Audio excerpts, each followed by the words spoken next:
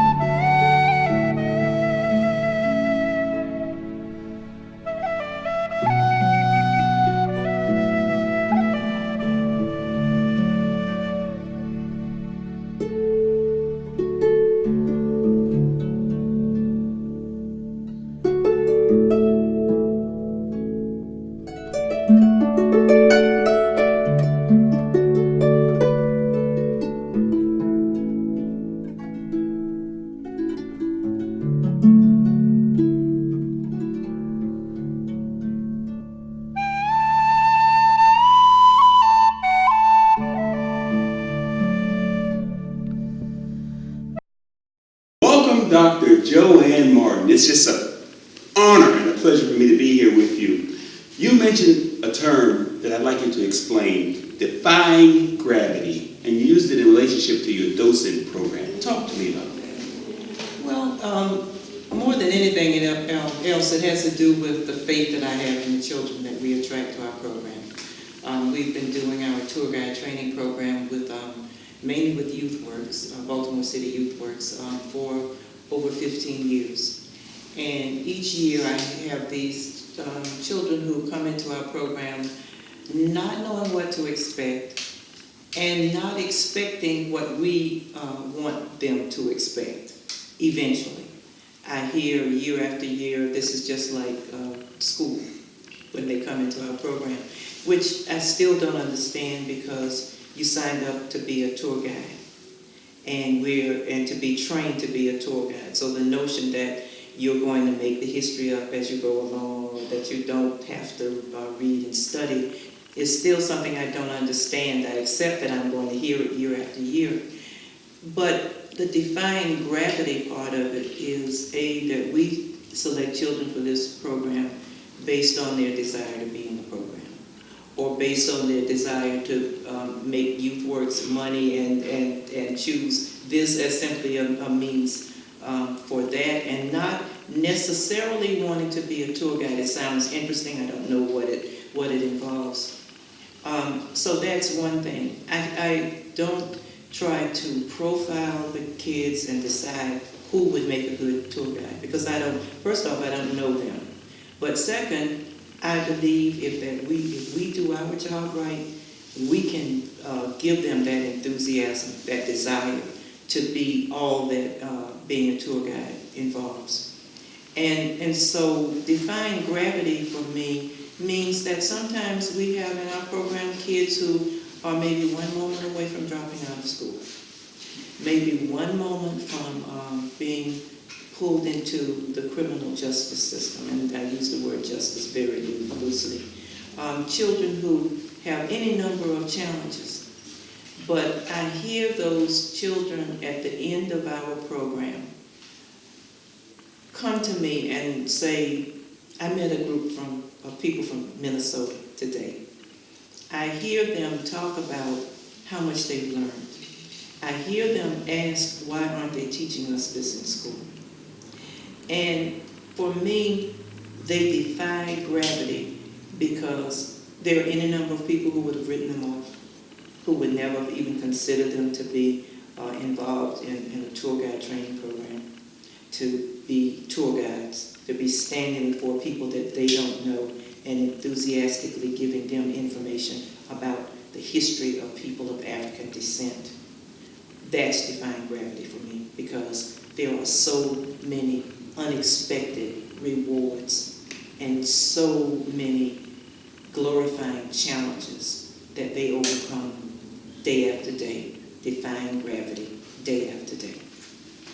You mentioned to me that you worked at Coppin, and there were young people there who would not accept the blessings of opportunity, but you're getting these young people ready to do that. What advice do you have for students when they have an opportunity? That you take that opportunity. I grew up in the segregated South, where there weren't opportunities given to me by people who decided that segregation was something that I should live under. But it was given to me by my parents. My father, with his 5th grade education, gave me an appreciation of reading, because he read all the time from the pages of Popular Mechanics. My mother spent much of her life trying to go back to school in the midst of raising a family and all of the challenges that come from trying to make a living, going back to school to get her GED. The school, the church, the community were one and the same. This notion that kids can get to a certain, ready to graduate, and it's discovered by parents and teachers and whatever that the child can't read. Our minister and the people in our church knew that we couldn't read when we couldn't read the verse in the Bible. So all of those opportunities that came from being surrounded by people who cared, by people who believed in you, by people who made you believe in yourself, by people who made it clear that they would accept no less than excellence from you. And so I say to any kid living in this world today that when an opportunity is provided, someone is saying, I believe in you.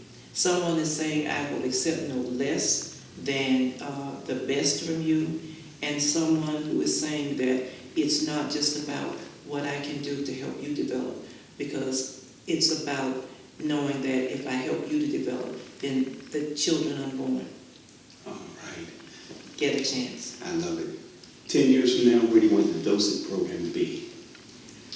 I want it still to be.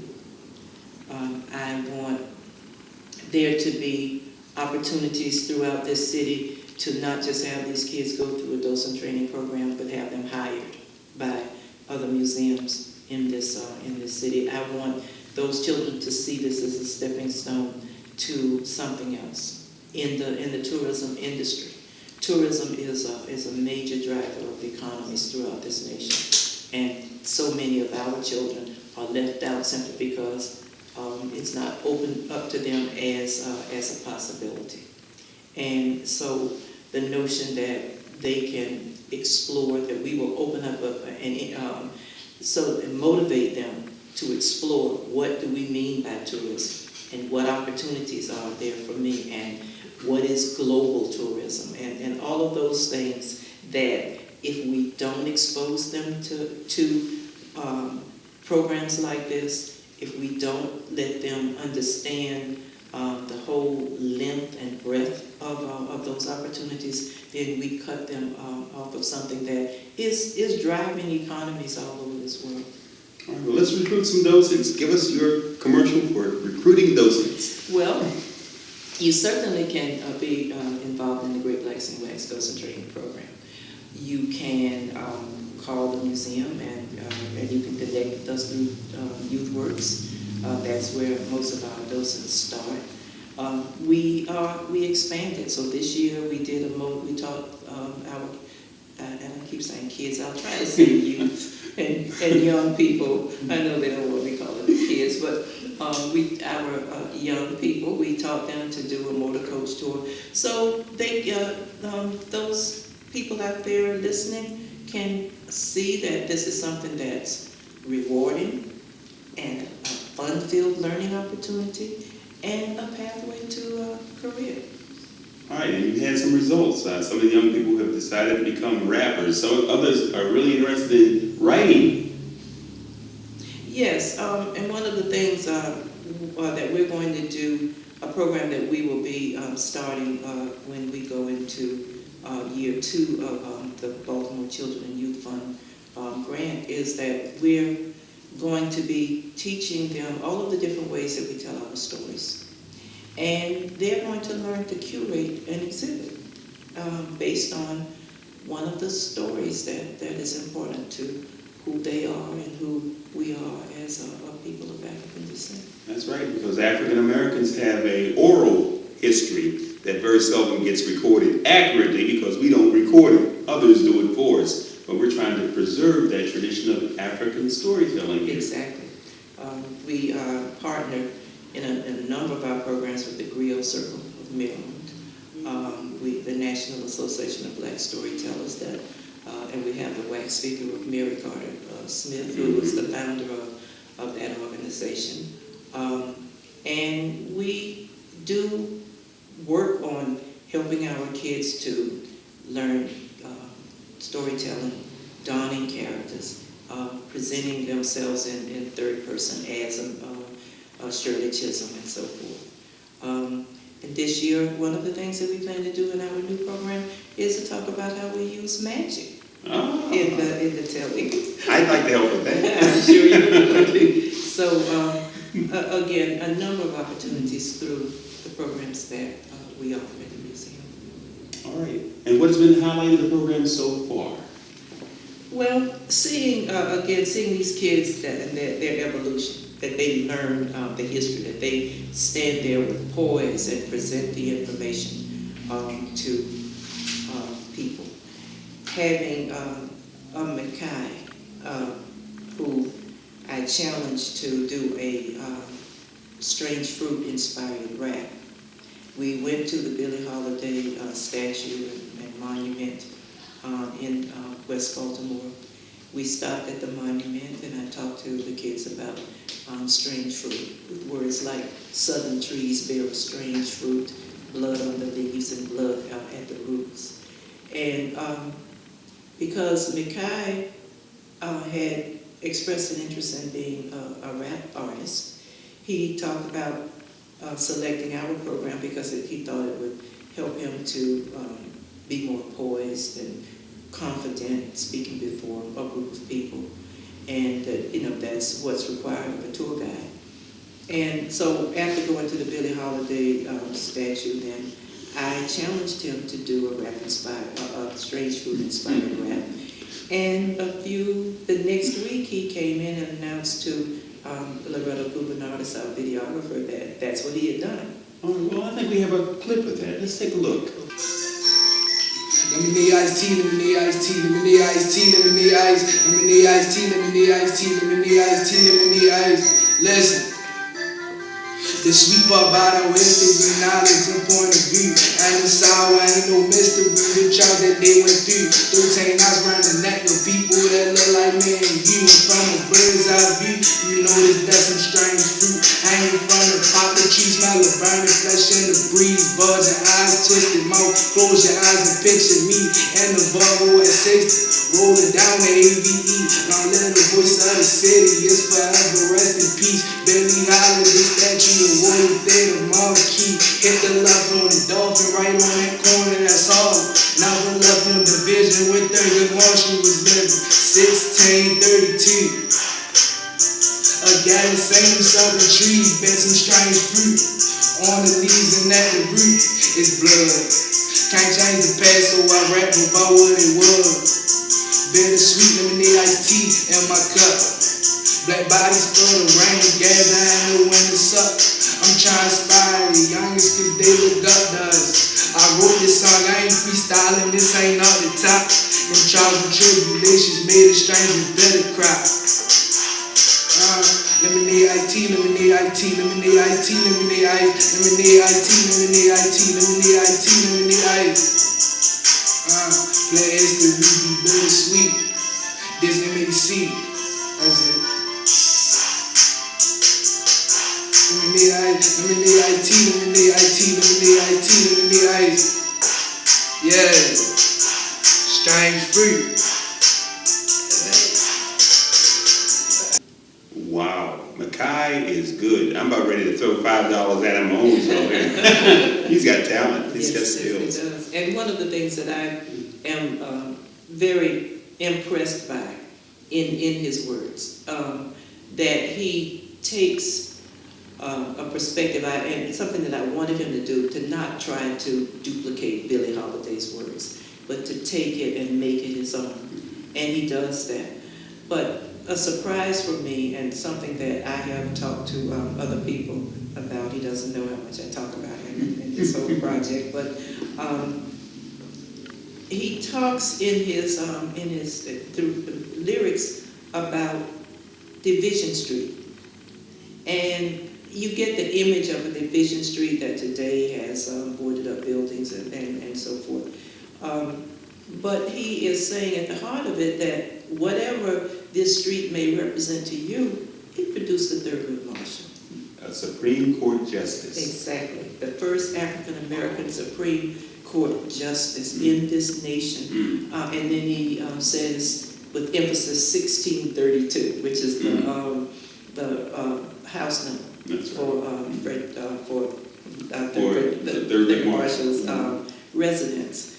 And so that to me is just so very powerful. Just his making the song his own, his taking what he had learned throughout the tour and in our program and making it his own. So I feel really blessed to get a chance to meet the young people that I meet and know that I have had some impact on their lives. All right, well, speaking of impact, we're going to take a break so that we can absorb some of this good information. We'll be right back with more.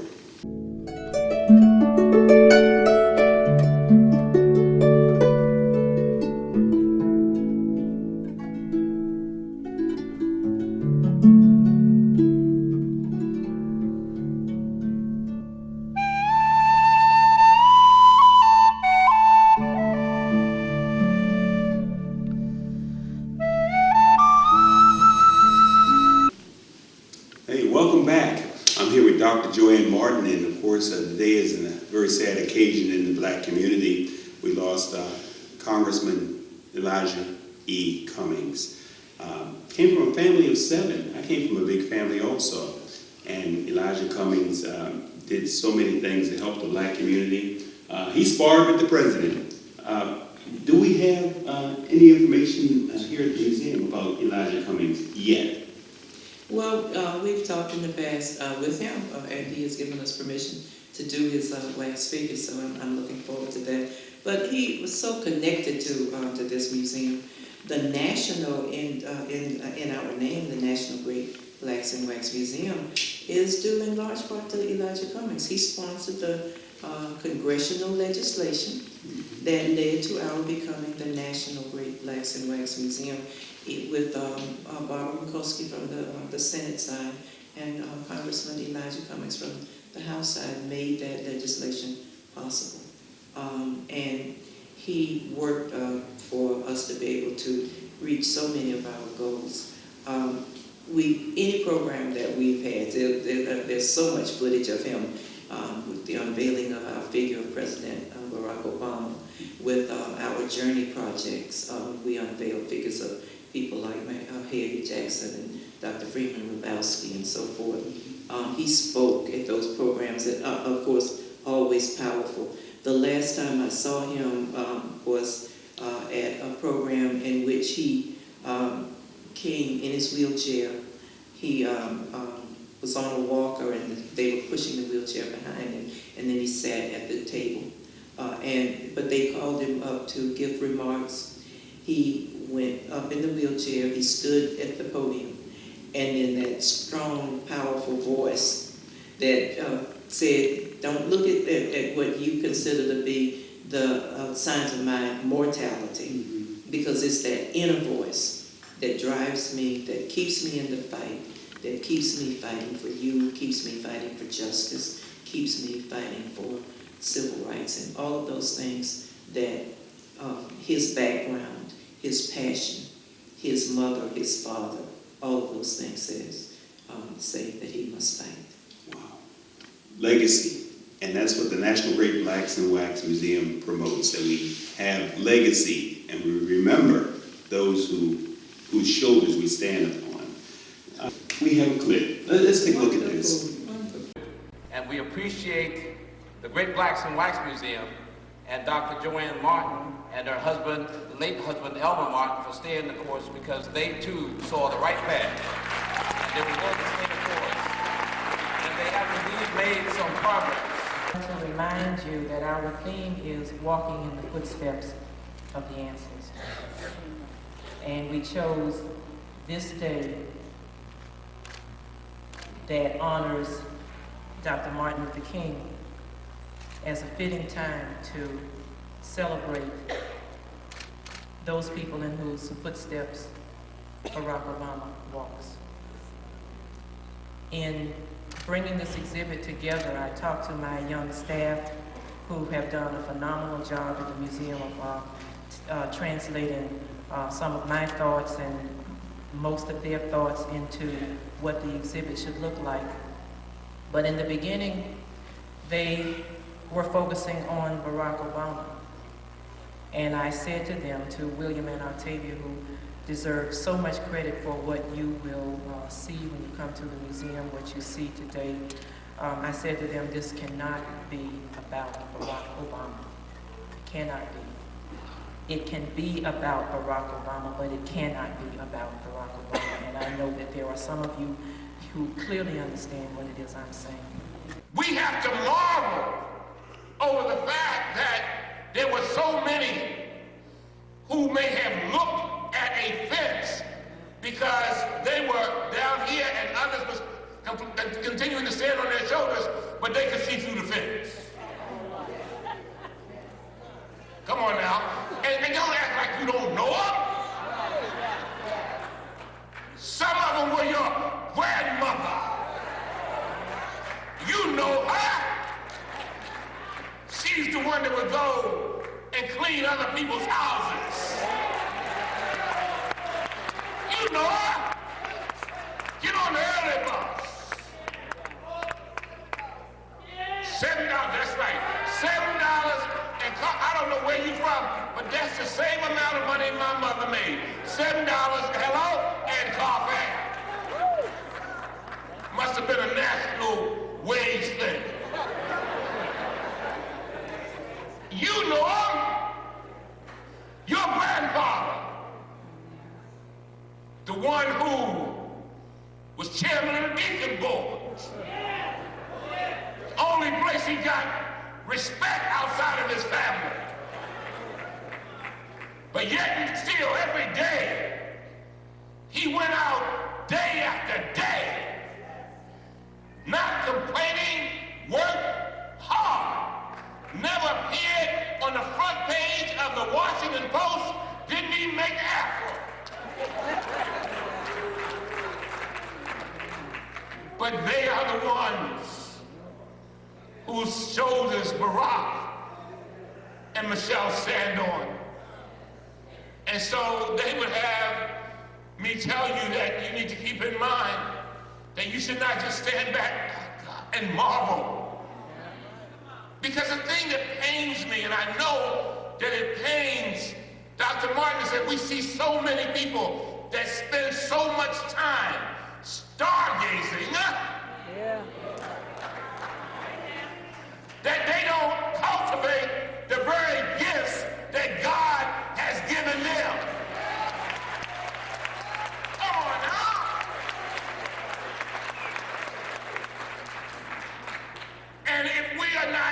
stargazing, we are star-hating. Come on now. I didn't mean to go there. I'm going to leave that alone. That's number one. Number two, it is so important that we understand our history so that we can at least live in two worlds. I'm so glad I'm black, I don't know what to do. I'm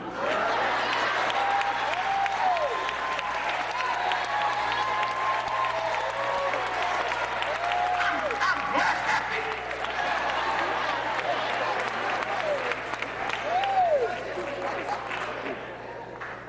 I am glad that I am able, when I go to the small church,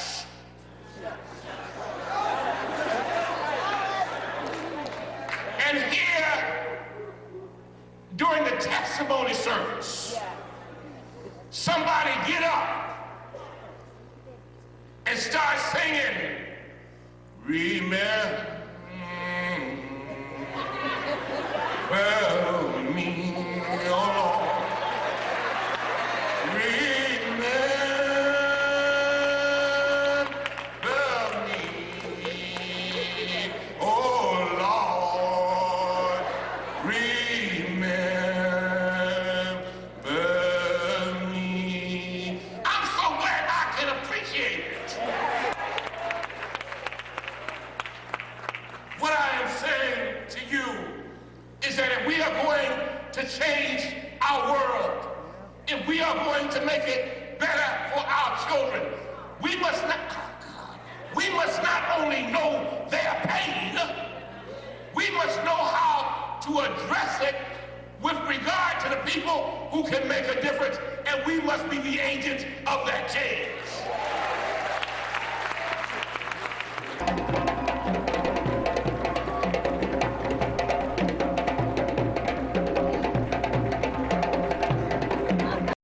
All right, that was very touching. Elijah E. Cummings. All right, we're gonna, you have a statue here of Barack Obama. Yes, we do, and it was unveiled at Morgan State University, and Congressman Cummings was working. At the time, President Obama was under so much siege as the Congress and Washington, D.C. can do. So but he promised Congressman Cummings that he would come and see his figure one day. And Congressman Cummings was very passionate about making sure that he understands it's in my district. He might have wax figures other places, but you got one. One of the best ones is in my district. We're here with Dr. Joanne Martin, and we've been talking about the Docent program. We talked about the great Elijah E. Cummings, congressman, who has passed on, leaving us a wonderful legacy. Dr. Martin, you have anything else you'd like to add at this point? Well, I truly appreciate the opportunity to talk about the program. I hope that some of the young people who are listening, not children, I'm not calling you children, some of the young people who are listening will call and inquire because there's so much opportunity to learn some really important things. All right, well, you're an inspiration to me and an inspiration to all my viewers. We want to thank you for being a part of Eye on Baltimore. And don't forget to come back again and enjoy watching Eye on Baltimore. This is where you get legacy and you understand it because it's yours. Thank you, Dr. Martin. Thank you. Thank you.